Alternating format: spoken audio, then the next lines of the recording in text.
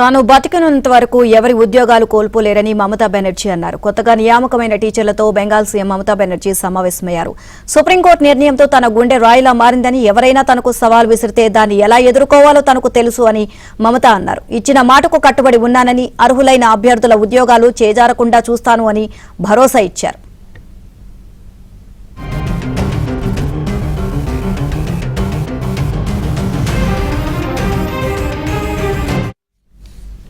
బెంగాల్ సర్కార్ ఇటీవల 25,753 మంది టీచర్లు, ఇతర సిబ్బందిని నియమించింది. అయితే ఆ నియామకాలను సుప్రీంకోర్టు రద్దు చేసింది.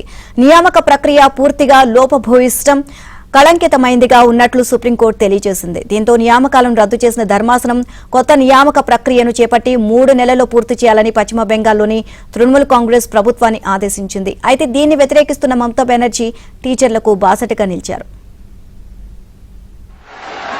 শিক্ষা ব্যবস্থাকে ভেঙে পড়ার জন্য, ভেঙে ফেলে দেওয়ার জন্য, শিক্ষা ব্যবস্থাকে ভেঙে ফেলার জন্য একটা চক্রান্ত চলছে, একটা পরিকল্পনা চলছে।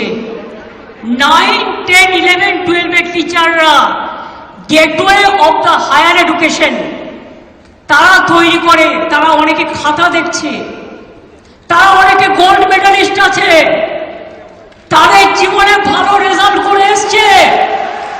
সবাইকে চোর বলে দিচ্ছেন, সবাইকে অযোগ্য বলে দিচ্ছেন। এই বলবার অধিকার আপনাদের দিল কে? আমি সরাসরি চ্যালেঞ্জ করছি। আর এই রায়ের পেছনে কিছু খেলা তো নেই। সেই খেলাটা কে খেলেছেন?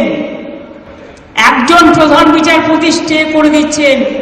আমরা তো মনে করি আইনের সম্মান একজন যেটা করে, উচ্চ আদালতের সর্বোচ্চ আদালত